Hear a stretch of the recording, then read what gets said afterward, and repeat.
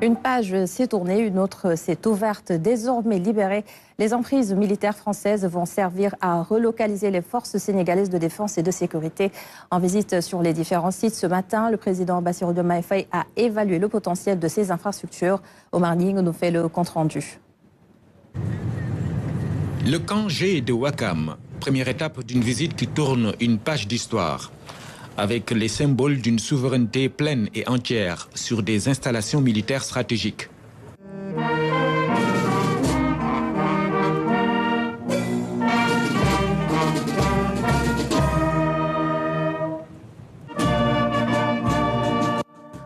Ici, 35 hectares sont restitués au Sénégal. Au pas de charge, le président de la République, Bassirou Diomaye Faye, constate l'immensité d'un camp militaire doté de toutes les commodités. L'emprise, occupée depuis 1920 par la France, est désormais sous cantonnement du Sénégal. C'est une zone essentiellement une zone d'hébergement, d'habitation, puisqu'au total, nous avons 54 villas, 92 appartements et 168 chambres doubles. Donc, qui donne une excellente capacité d'hébergement, éventuellement pour les forces de défense et de sécurité. Il est organisé en zone pavillonnaire. Un peu plus loin, les immeubles, au total, nous en avons 8 immeubles. Et chaque immeuble, il y a 12 appartements qui sont de niveau F4, F5.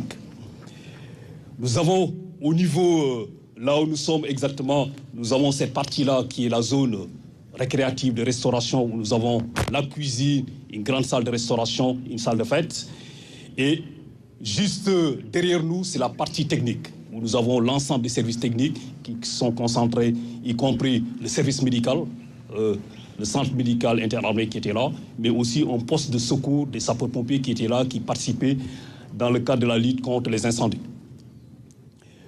Monsieur le Président, nous avons sur le front de mer cet espace qui n'est pas occupé, qui a été maintenu en cet état, mais également une zone qui sert aussi d'exitoire des eaux de pluie. Puisque voilà, il faudrait comprendre que le camp sert aussi de zone de transit, d'évacuation des eaux, notamment de la cité qui existe derrière, notamment dans le cadre du plan d'assainissement.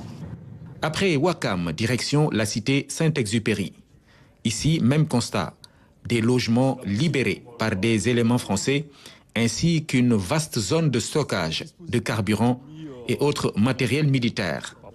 La visite dynamique s'est poursuivie au quartier Proté qui jouxte la Marine nationale, avec le même dispositif constitué de zones résidentielles, lieux récréatifs et bâtiments à usage de bureaux. C'est la nouvelle doctrine de coopération dans le domaine de la défense et de la sécurité qui est ainsi affirmée. Le but de l'exercice était plutôt pour avoir une idée de l'affectation à venir en ayant une correcte appréciation du potentiel des emprises qui sont libérées, tenant compte évidemment des besoins de relocalisation des forces de défense et de sécurité dans leurs différents segments, mais tenant compte aussi de l'orientation de notre politique de développement. Il faut retenir que ces bases-là ont été tenues pour certaines depuis plus d'un siècle. Et pendant tout ce temps-là, malgré la congestion des forces de défense et de sécurité dans les différents sites, nous nous en sommes passés malgré nous.